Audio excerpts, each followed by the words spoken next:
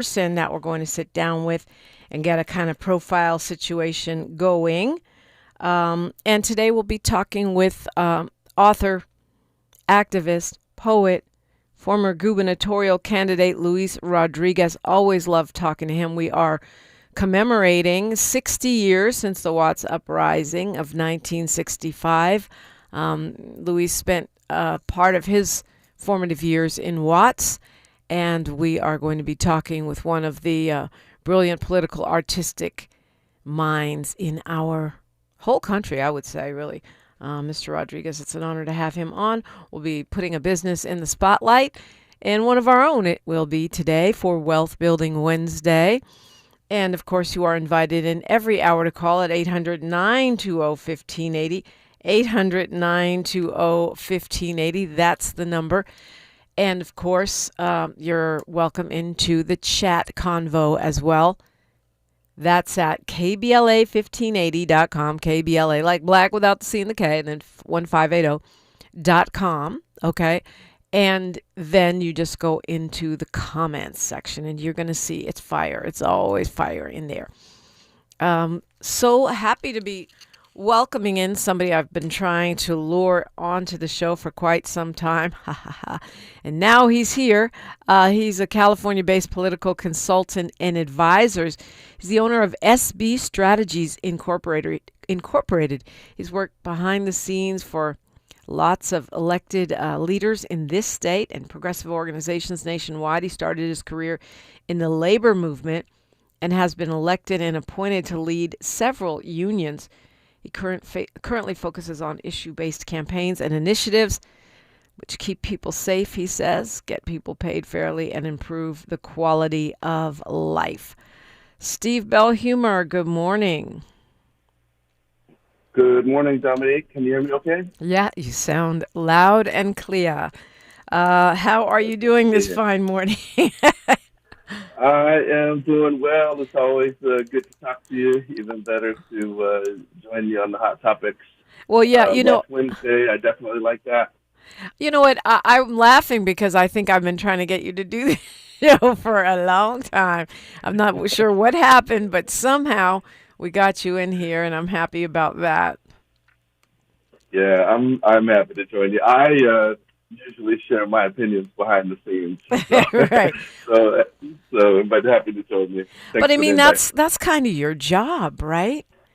That's kind of your job to share your opinions with people behind the scenes. That's what strategists do.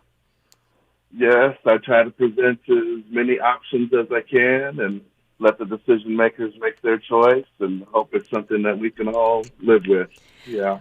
So, I mean, what's the difference between a strategist and a consultant? I'm asking because I feel like, and I'm not an expert on this at all, but it seems like in the past, I'm going to say 7 years or so, 8 years, couple election cycles, maybe a little more, these consultants have sort of taken over a lot of the messaging for, I think, mainstream political candidates, especially in the Democratic Party, because Trump, I don't think he follows the instruction book.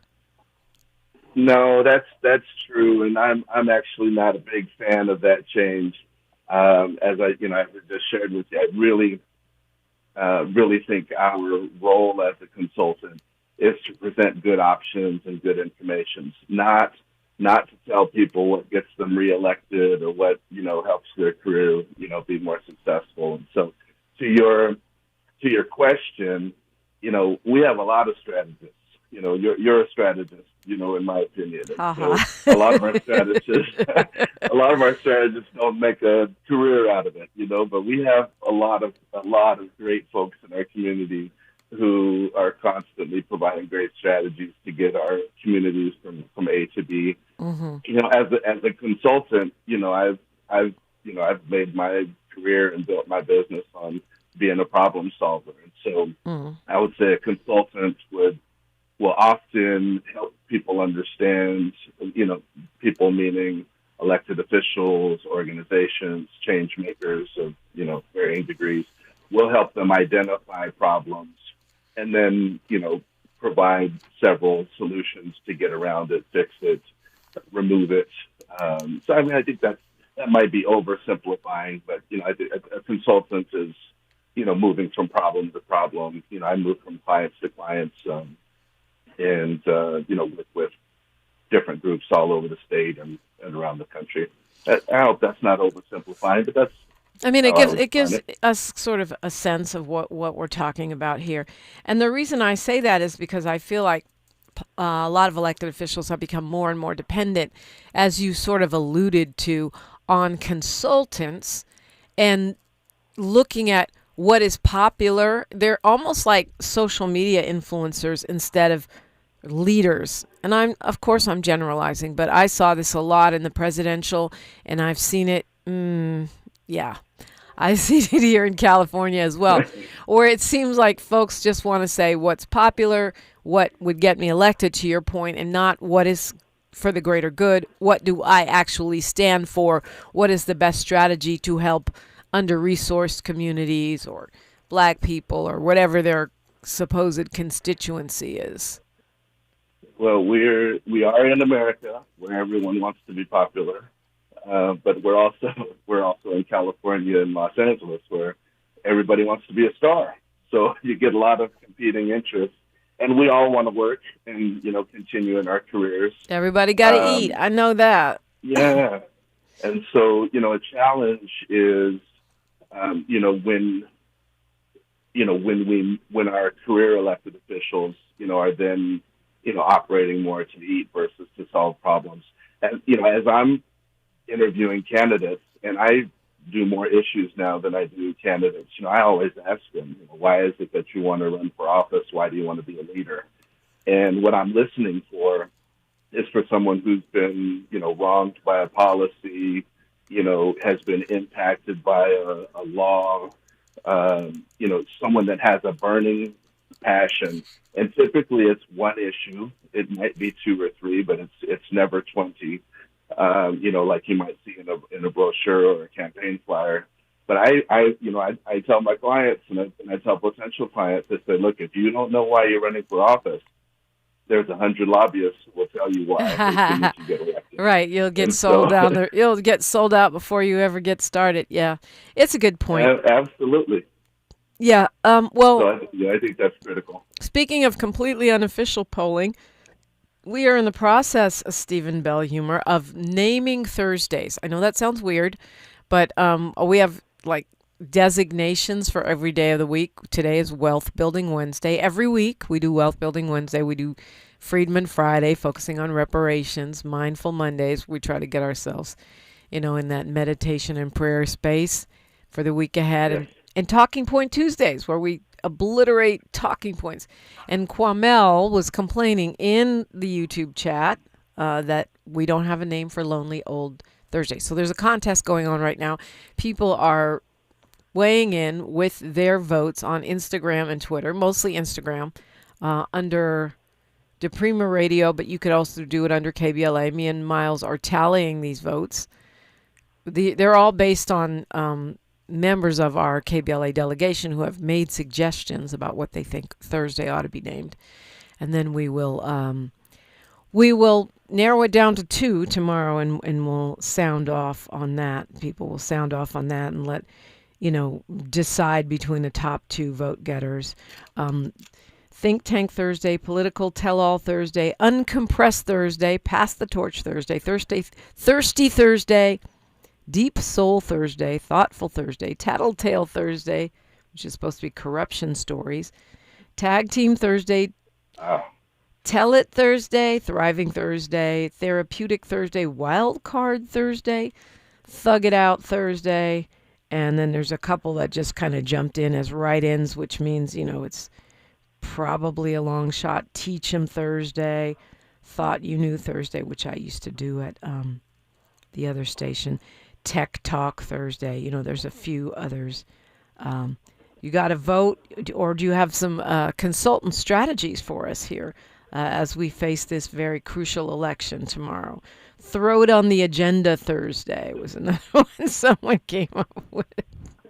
Well, you definitely have some good ones that are in there. I'm going to have to go over to the social media pages and take a look there. And So make your tomorrow vote.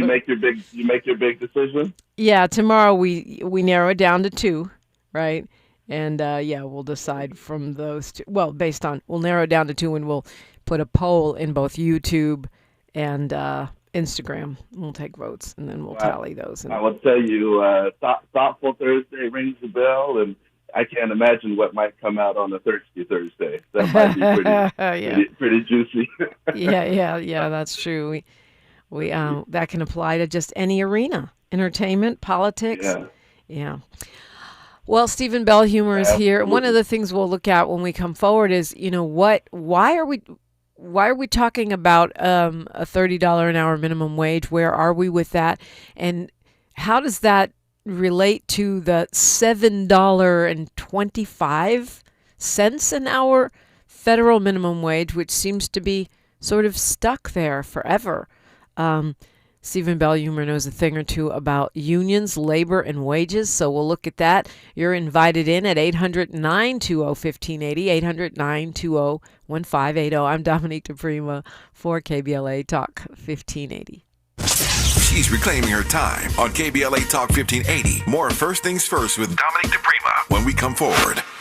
Is reviewing life insurance on your to-do list? Now's the perfect time to add it. A friend recently told me that securing life insurance sooner rather than later can help you lock in lower rates for years to come. So I bumped this up on my list and got it done. I called SelectQuote and couldn't believe how easy and affordable life insurance is. I'm 40 and got a $500,000 policy for $16 a month. My husband's also 40 and his $500,000 policy was only $18 a month. Plus, with SelectQuote's same-day coverage, there was no medical exam required, and we were covered by the time we hung up. Knowing I have this checked off my list feels amazing, but the peace of mind knowing my family is protected feels even better. Call SelectQuote at 1-800-729-7070. That's 1-800-729-7070. Or go to SelectQuote.com to get your free quote today. That's 1-800-729-7070. Details on example rate at SelectQuote.com. Are you ready to be a part of the conversation that will help shape our nation's future? Get ready to join us for the Left Coast Forum, Saturday, October 25th at LA Trade Tech, where progressive voices will come together to tackle the issues that matter most to working families across Los Angeles and beyond. From economic justice to climate action, from healthcare to housing, we're bringing together the brightest minds and most passionate advocates for real solutions and real change. With workshops, 2 major keynote addresses, and a closing reception with great music and good food. It's the Left Coast Forum, where your voice matters and your ideas take action. Saturday, October 25th at LA Trade Tech. Brought to you by KBLA Talk 1580 and the LA Progressive. The future won't wait, and neither should you. Mark your calendar now to be there and be heard. Stay tuned to KBLA Talk 1580 for more details. Sometimes an identity threat is a ring of professional hackers. And sometimes it's an overworked accountant who forgot to encrypt their connection while sending bank details. I need a coffee. And you need LifeLock, because your info is in endless places. It only takes one mistake to expose you to identity theft. LifeLock monitors hundreds of millions of data points a second.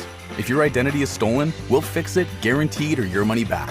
Save up to 40% your first year with promo code NEWS at LifeLock.com. Terms apply. Let's go! You're still glowing, flirting, grooving. You've still got it. But your immune system weakens as you age, making it harder to fight flu, pneumococcal pneumonia, RSV, and COVID-19. Vaccines are a key part of any health routine and help strengthen your immune response. Ask your doctor or pharmacist which vaccines you need. Schedule in minutes at vaxassist.com. Sponsored by Pfizer. Your ancestors' favorite radio station, and your favorite morning show host. Let's get back to Dominique DiPrima right now. Right now, we're back to Dominique DiPrima, Stephen Belhumeur, and you can call 800-920-1580 if you want to talk about something or chime in on what we're covering. So, the $30 an hour minimum wage was for tourism workers only, right? Which is hotel and people affiliated with hotels, and they are And the airport. and Yeah. the airport itself, right? And that was passed by the LA City Council, right? Correct. Correct. And now it may or may not happen. I know it reminds me of when we had the fast food workers minimum wage, and those fast food restaurants pushed back against it. Now we have hotels pushing back against this. They don't want to pay that, right? That is right. And shout out to Unite HRE and SCIU and many of the other labor folks who've been working to increase the wages. So what does that mean? I mean, $30 an hour, it's to be honest with you, it's barely enough to live in LA, but it's actually sounds like a lot of money. So when hotels say, well, we can't afford to pay this, they're going to get some sympathy. And we, is this something we're going to have to weigh in on in November and on the ballot? Yeah, right now it looks like there's several competing ballot initiatives which may tackle this issue. HRE, I believe, is sponsoring 4 initiatives, and the business community is Local 11, is that what you're talking about, Unite Here? Yes, Okay. yes, Local 11. And so, there could be several items which end up before voters next year as we try to hash this out. The business community is actually trying to withdraw LA City's business tax, which would put a big dent. Which is stupid. I mean, look, I pay that business tax. I don't love it. I have a small business in LA. But this, we shouldn't have a city business tax. But those same business owners are the ones that want to control the homelessness situation downtown. What they demand this and they demand that. They want to demand, and I demand it too. We want our streets free of potholes. We want street lights that work. But you don't want to pay into the kitty. That's stupid. It doesn't make any sense. Yeah, it is, and I think it's probably more retaliatory than it is, sincere and honest. Our city runs on business taxes, and I think the average business owner, even if they think they're too high or the process is too cumbersome, I think the average business owner knows that we need to protect. We've got to protect services. I mean, yeah, we have a lot of exemptions and exceptions under our city tax, business tax too. So, I mean, do I love paying it? No, but that's the idea of having, a republic. Everyone pays in, and then you have roads and firefighters and, other services. I was going to say police. I think we pay a lot too much for that, but that's a different conversation. How we allocate the dollars is a different conversation than whether we all need to pay into the commons to have a functional city. Yeah, that's right. There's a lot of arguments that can be made about how those dollars are allocated, but we need them. It's critical to protect what we have and to improve what we have. But this battle right now over the minimum wages for tourism employees, that's based a lot in the tremendous millions, billions actually that will move around in the next few years. Between local championships and the Olympics and all of the global activities. Right, the Olympics, the World Cup, the Super Bowl. We got a lot of tourism built into the schedule. That said, I'm thinking it costs, $500 for a cup of coffee at the airport. Does that mean it will now be $6? Well, unfortunately, a lot of those prices do get passed on, but I would make an argument that in the business part of these conversations, that making things easier for businesses and incentivizing businesses in a way that free up dollars for employees is also part of it. How businesses are structured, how we pay, what's received. There are a lot of incentives at the airport, for example, for businesses that are there. And I think most of us who travel know that some of these prices are also limited to a lack of options. if you can't leave the airport to get a cup of coffee, so then that price definitely goes Right. up. The captive audience tax. Yeah. Yes, absolutely.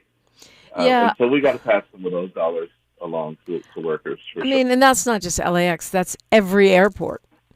Now, Yeah. I'm not saying I can't pack my own sandwich, but you do have to buy their $1 million water because they won't let you bring your water through. Anyway, Right.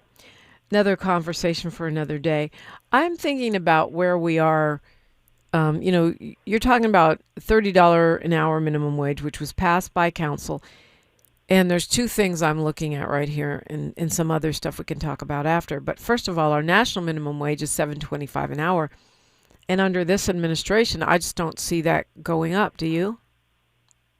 No, I think the federal government has largely left that to the states. And to imagine trying to get by on $7, is absolutely ridiculous. So when we raise hotel and airport workers to $30 an hour, and the rest of LA doesn't go up, it doesn't impact other workers at all. Their wages stay the same. Yes, but there's the effort to increase healthcare wages. You mentioned the fast food workers. Right.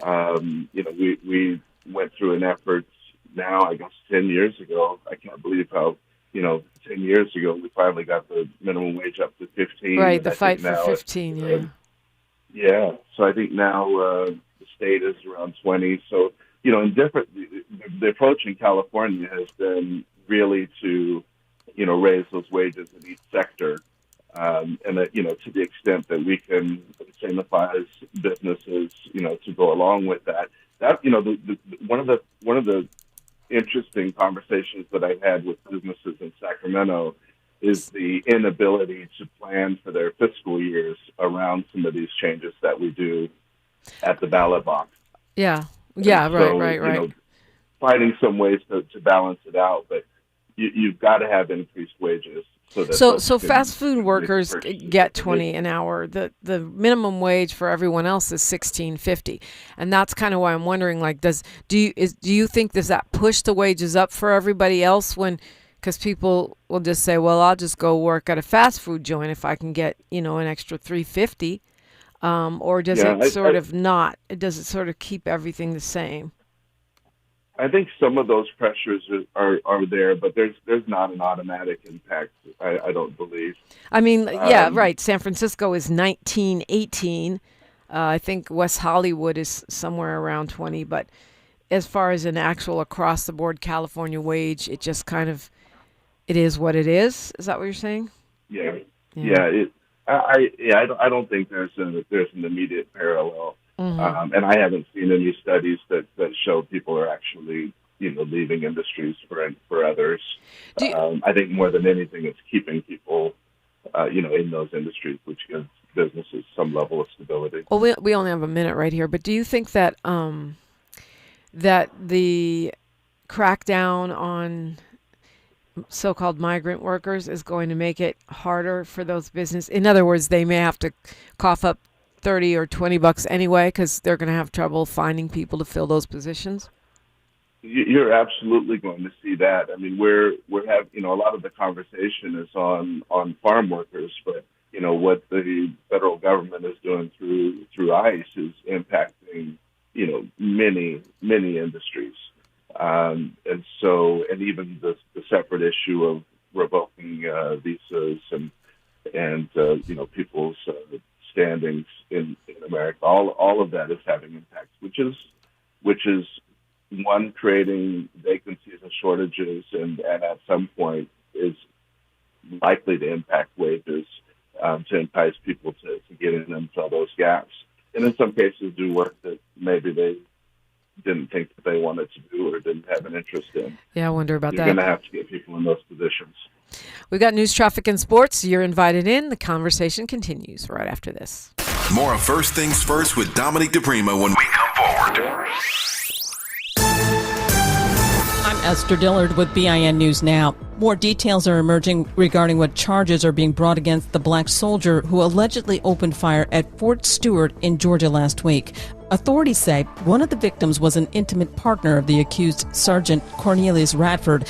He's currently facing a pretrial confinement review. At that hearing, it's run by a neutral officer who makes some determinations as to whether there's probable cause, sufficient cause to move forward with any or all of the charges. Charges include premeditated murder, multiple charges of aggravated assault, and domestic violence. Vladimir Putin is about to make history as the first Russian leader to visit Alaska, meeting President Trump this Friday at Joint Base Elmendorf-Richardson in Anchorage. And legendary rapper Snoop Dogg will be the Los Angeles community chairman for the 2026 FIFA World Cup. I'm Esther Dillard with BIN News Now. Ignite your afternoons at Waba Grill's $5 happy hour with our 5-piece pork veggie dumplings and a value-sized premium one beverage drink, like our tangy passion fruit lemonade. Enjoy $5 happy hour weekdays after 3 p.m.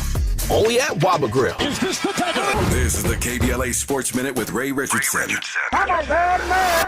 The Angels beat the Dodgers again last night in Anaheim. Center fielder Joe Adele delivered a game-winning RBI single in the bottom of the 10th inning to give the Angels a dramatic 7-6 victory. The Angels also turned a triple play in the 5th. The Dodgers are 0-5 against the Angels this season. Tuesday's loss dropped the Dodgers into a first-place tie with San Diego in the NL West. San Diego has won 4 straight. The slumping Dodgers are 12-20 since July 4th. The LA Sparks missed a chance to get back to 500. They lost to the New York Liberty Tuesday night, 105-97 at Crypto.com. The Sparks had a bad shooting night. They made only 9 of 31 three-point shots. Ohio State, last year's college football national champion, is giving Grambling State a $1 million guarantee for their September 6th matchup in Columbus. The legendary HBCU program is playing Ohio State for the first time in school history. No debates, no speculation, just the info you need. That's your KBLA Sports Minute. I'm Ray Richardson on KBLA Talk 1580.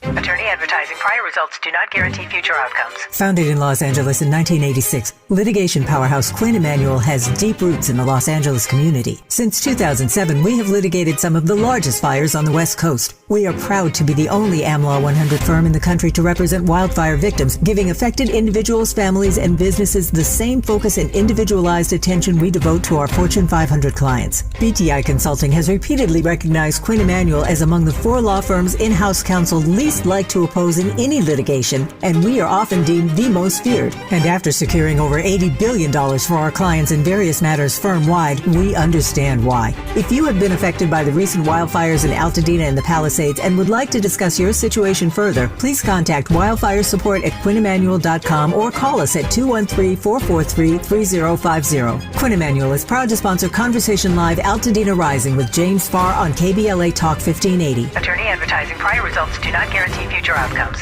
Some things can steal your sunshine. Ugh, I just got my hair done. Sorry, the cooler's broken. Anyone see my flip-flops? Anyone? But COVID-19 can steal a lot more. I just took a COVID test. Ugh. Prescription medications for COVID exist. If you test positive this summer, ask your doctor if they're right for you. Visit PfizerForAll.com/COVID-19 to learn more. Sponsored by Pfizer. There's one question every couple needs to answer. What if something happens to us? Kids, a house, a life you've built, but no estate plan? That's a risk you don't want to take. With Trust and Will, it's fast, secure, and easy to protect what matters most. Start your plan today at trustandwill.com. Use code RADIO to save 20%. Check it off your list. One less thing to worry about. Trust and Will is an online estate planning service. See website for details. Trust and Will. Hello, I'm Joe Cordell, founder of Cordell & Cordell. Divorce is complicated, especially when your small business or professional practice is involved. At Cordell & Cordell, we understand that these assets raise unique valuation and allocation issues. For 35 years, we've helped doctors, lawyers, and small business owners navigate divorce with confidence. Call us at Cordell & Cordell. Let me tell you, I understand on a personal level, your business is much more than a job. It's your legacy. 1455 Frazee, San Diego. CordellCordell.com. Hey, listen to this. All I needed was a new starter. Got a great deal on eBay. Did it myself. Yeah, that's cool. But how about the soft purr of an upgraded exhaust when it fits just right? For me, it's the little things, like these new windshield wipers from eBay I installed. From small fixes to big upgrades, eBay has all the parts you need at prices you'll love, guaranteed to fit every time. eBay, things people love. Eligible items only. Exclusions apply. Thanks for waking up with Dominique DiPrima on KBLA Talk 1580. Yes, indeed. Thank you. I am always so glad you're here. I don't want to be here alone every morning. That would be no fun. 800-920-1580 if you want to call in. Steve Belhumeur is with me.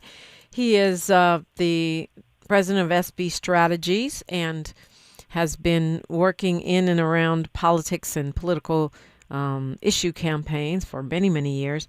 We started talking about minimum wage and how we pay people in this city and in this country. And of course, we're in the middle of an administration which is very, very anti-labor.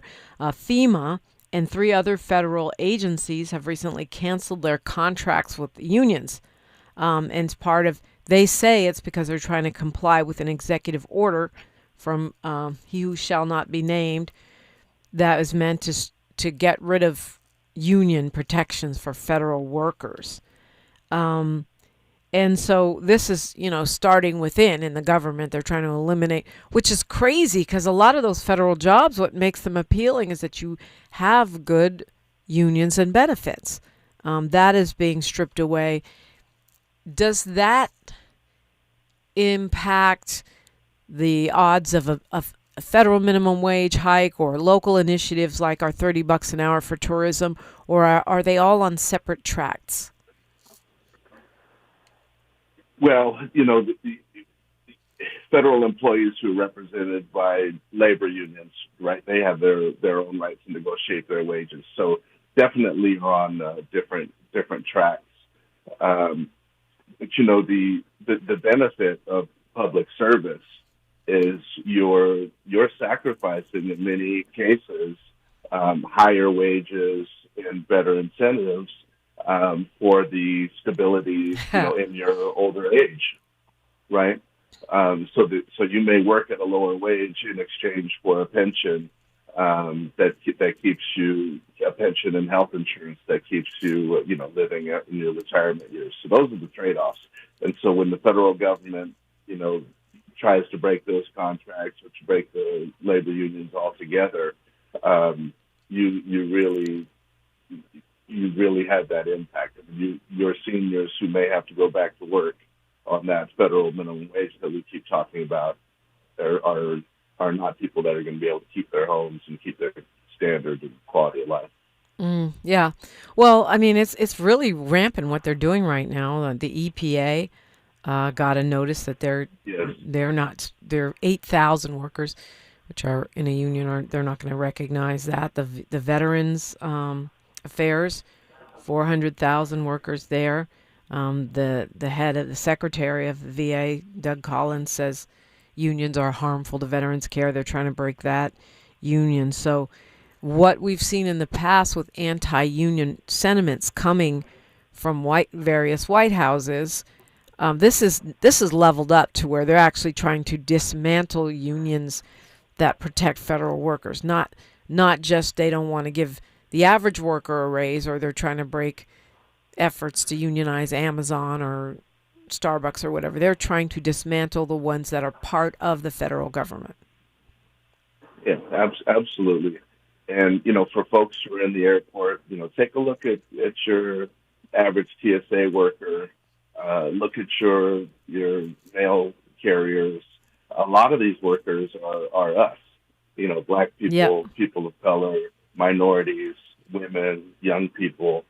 It's a direct attack on us. And so it looks like, saving dollars or, whatever they tried to say with Musk and with their cuts and their, fancy language. These are attacks on our neighbors and our people who have been able to, buy homes and put their kids into school and college. It's a direct attack on us every way that you look at it. To be honest with you, I've said that for many years. When they attack the first Trump presidency, when they attack, federal workers, government workers, public sector, it is code for Black people and to some degree Latinos, because that's what lifted many of our families out of poverty. My granddad worked for the post office, and a lot of us have those stories about various union outfits that helped propel our families from poverty to the middle class. Absolutely. Absolutely. It's undeniable. Yeah. How do you stop that? I mean, I always say people power is the way, and some workers have said, well, this isn't the first time they're trying to shut these unions down, but it feels like this administration is taking apart things from USAID to the Department of Education, which may later be ruled that they were beyond their authority. But once the thing is dismantled, how do you put it back together? If these unions are broken, can they just bounce right back? Well, not easily. Many of the labor unions started moving, money into their action funds almost immediately after Trump was elected, and so some folks, some labor unions have prepared their kitties, so to speak, to be able to fight back, to be able to sustain strikes. But I don't mind saying at the federal level, I think, striking and getting in the risk there, you run into, Reagan versus the traffic controllers. And so it's an incredibly risky time. Strategies need to be well thought out. There's always a place for people power. But we've got to find a way to never forget that this president is a lame duck. So some of the action is dealing with Congress. If the Democrats can take control of Congress next year, create some stopping power and some speed bumps, that is critical. There's always room for people power. There's always a place to vote.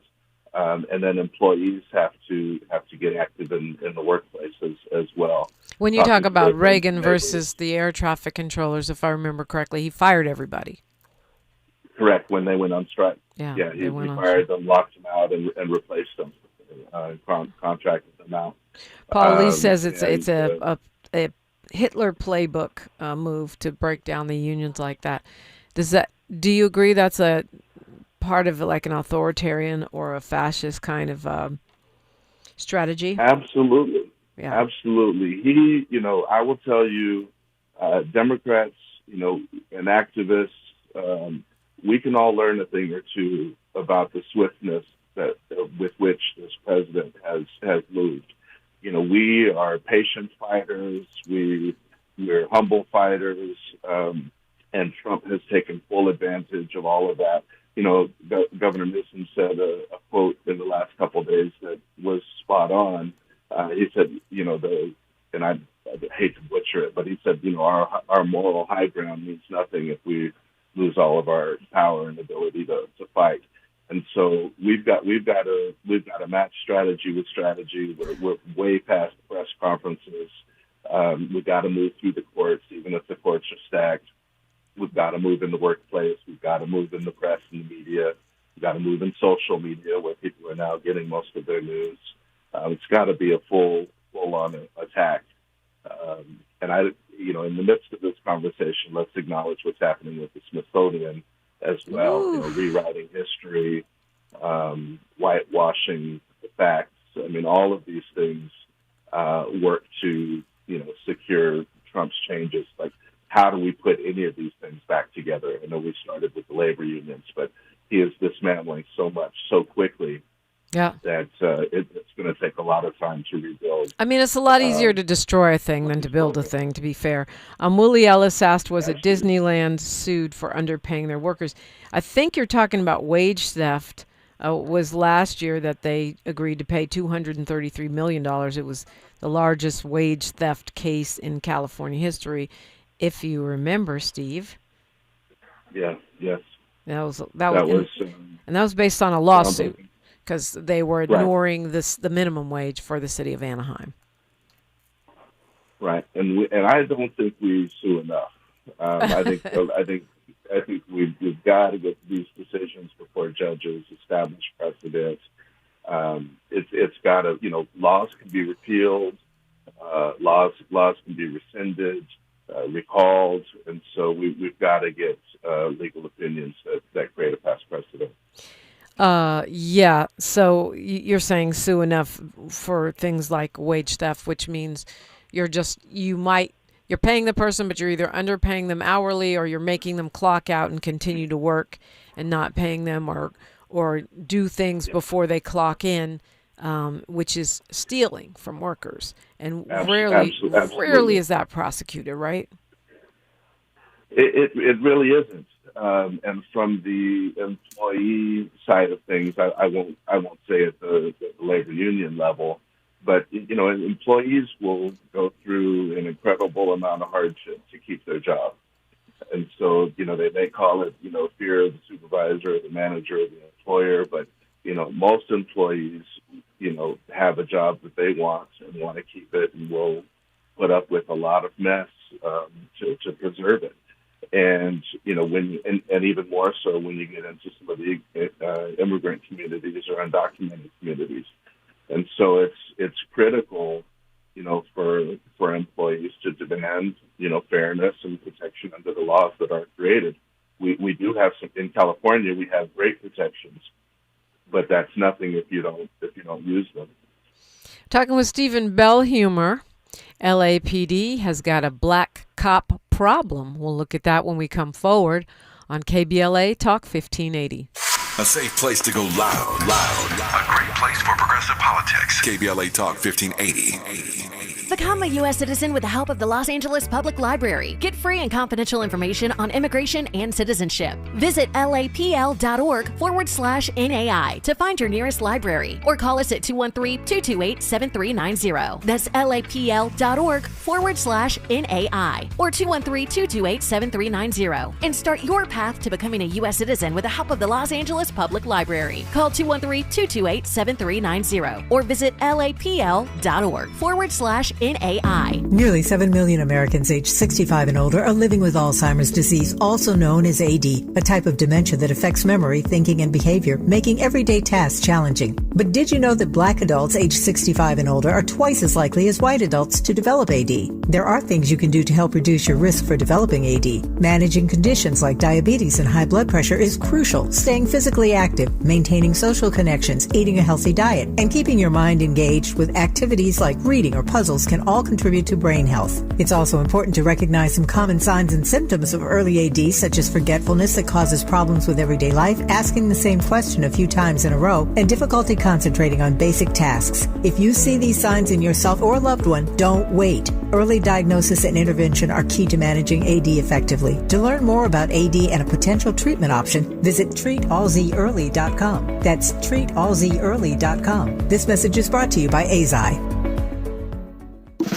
Are you ready to be a part of the conversation that will help shape our nation's future? Get ready to join us for the Left Coast Forum, Saturday, October 25th at LA Trade Tech, where progressive voices will come together to tackle the issues that matter most to working families across Los Angeles and beyond. From economic justice to climate action, from healthcare to housing, we're bringing together the brightest minds and most passionate advocates for real solutions and real change. With workshops, 2 major keynote addresses, and a closing reception with great music and good food. It's the Left Coast Forum, where your voice matters and your ideas take action. Saturday, October 25th at LA Trade Tech. Brought to you by KBLA Talk 1580 and the LA Progressive. The future won't wait, and neither should you. Mark your calendar now to be there and be heard. Stay tuned to KBLA Talk 1580 for more details.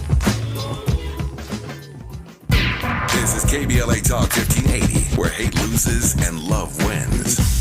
Stephen Belhumeur is my guest this hour, and you're invited in at 800-920-1580, 800-920-1580. Steve is president of SB Strategies, works on political policy campaigns and sometimes with candidates. Not as much anymore, you said.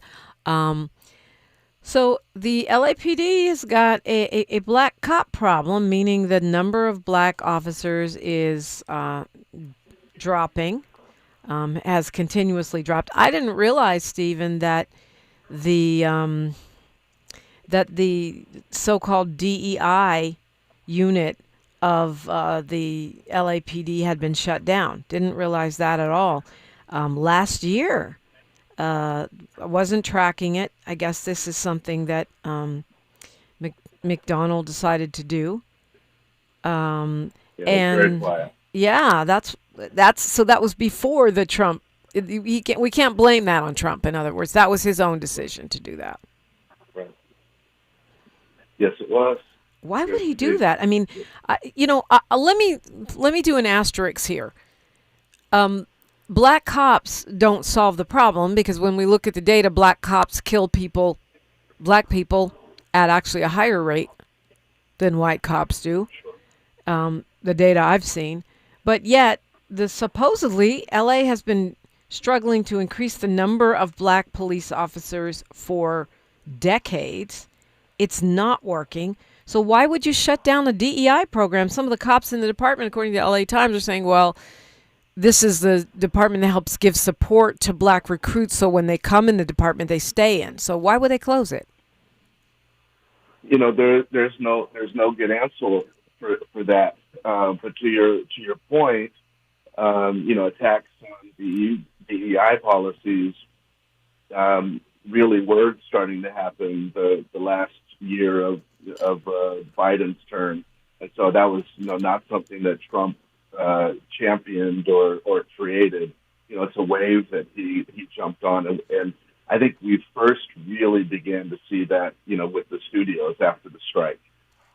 There were some big efforts to create positions in the movie studios for blacks, people of color, and women, behind the scenes, camera operators, stage handlers, and so on. And after that strike happened, I think 3 or 4 of the major studios fired their DEI coordinators, who all happened to be black women. And so you see, that's right, and that's right. That did happen under Biden, but it was really more of, in that case, it was really more coming from the corporate side. It wasn't Biden saying fire the DEI ladies.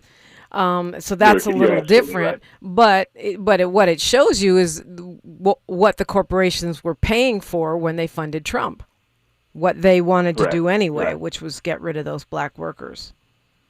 I think that's the right way to say it. And so, he grabbed it and threw gas on the fire.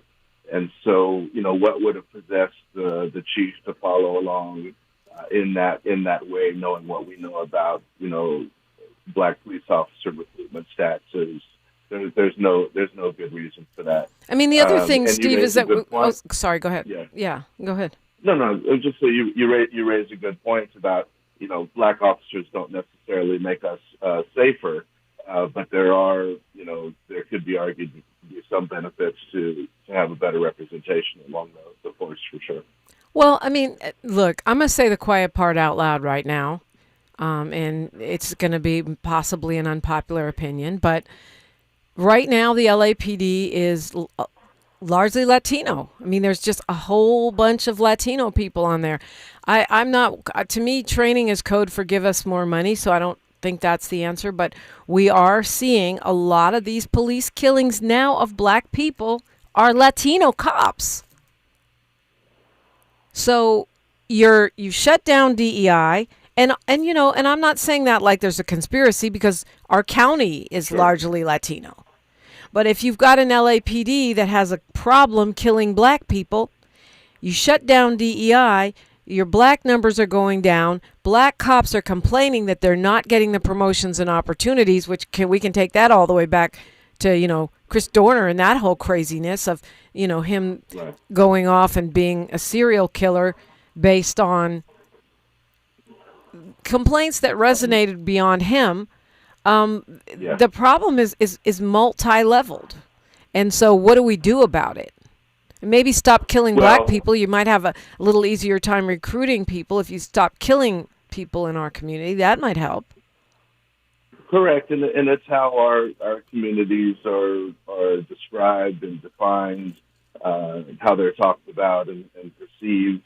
And so at the end of the day, if you don't respect our predominantly black communities, or neighborhoods, it doesn't matter who you assign, right? And so we've been killed during white patrols, black patrols, now Latino patrols, and so if you don't respect, our neighborhoods, and you look down on the people who live there, it really doesn't matter who you assign if everybody thinks going to 77th is a terrible assignment and they don't want to be there. That's the thing that really to Lancaster. That's the thing that really bothers me about the stats about black cops killing more black people than other cops, because it means because presumably the community better, right? So does that mean that you're trying to prove something, or are all these black cops coming from Simi Valley? Like, what is happening here? Are they in the sunken place? What is going on? Well, we know that most of our cops don't live in the city, and the ones who do live in the city don't live necessarily in the communities they patrol. And you can guess or assume many reasons why a police officer may not want to live, where they patrol. And so that's a big problem when our officers have a disconnect. And I will say 20 years ago when I was working in City Hall, you had higher level black officers who did live in the community, were accessible to the community. We all had at least one or two black people we could reach out to in the PD to get answers or whatnot. And so a lot of that has Chief Pasinger comes to mind. He was a wild Absolutely. one. He was a wild one, but he was definitely accessible to the community. Yes. That's a good way to describe it. Ooh, I got called into his office one time. That was another story for another day, you may recall. But anyway, so you're saying... But we don't have those promotions anymore, those high-level relationships. And we didn't always get the right communication or straight communication or the answers that we wanted, but it was, you could get the dialogue, in a way that's getting more and more difficult now, for sure.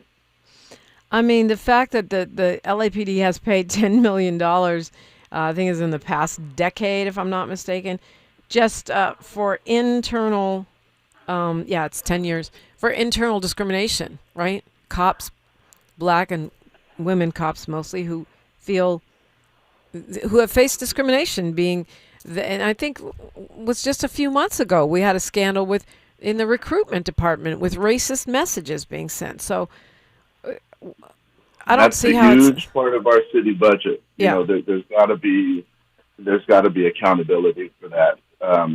Whether those dollars are paid for our insurance policies or they come out of the general fund, there has got to be accountability. That's really the only way that changes. But this black police officer shortage has got to be addressed.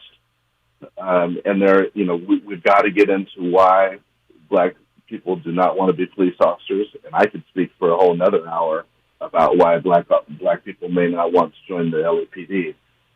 But this is certainly something that's got to get tackled. So I'm glad the spotlight is put on the issue. Not particularly surprised. But, our black communities have to be treated better. Our black officers have to be treated better. And this, getting rid of the DEI, and I will tell you, one other thing that I will share with you is that when I was the executive director of EAA in the city of Los Angeles, we represented the police recruiters. And so the folks who do the background investigations are all former LAPD officers, retired, so much older, old school, old training. And there should be some changes there with the background investigators, folks who are more closely aligned with younger citizens who are applying, and have a little more of an open perspective. Because I think we do have good black officers who are trying to get in the process, and for simple mistakes along the way, they immediately get cut out of the process. They're vetted at the front end and don't even have a fair share. Stephen Belhumeur, thank you for finally agreeing to come on the show. You want to say real quick where we can track you? Sure. Thanks for having me. my website, sbstrategiesinc.com. I'm on social media under my name, Steve Belhumeur, Facebook, Instagram. Still talking to candidates, but again, I prefer to work on issues. And Dominique, I want to thank you for having me and let me speak to you this morning. Appreciate you. News, traffic, and sports. And then it's time for Wealth Building Wednesday on KBLA Talk 1580. KBLA 1580 Santa Monica. I'm Esther Dillard with BIN News Now. More details are emerging regarding what charges are being brought against the black soldier who allegedly opened fire at Fort Stewart in Georgia last week. Authorities say one of the victims was an intimate partner of the accused, Sergeant Cornelius Radford. He's currently facing a pretrial confinement review.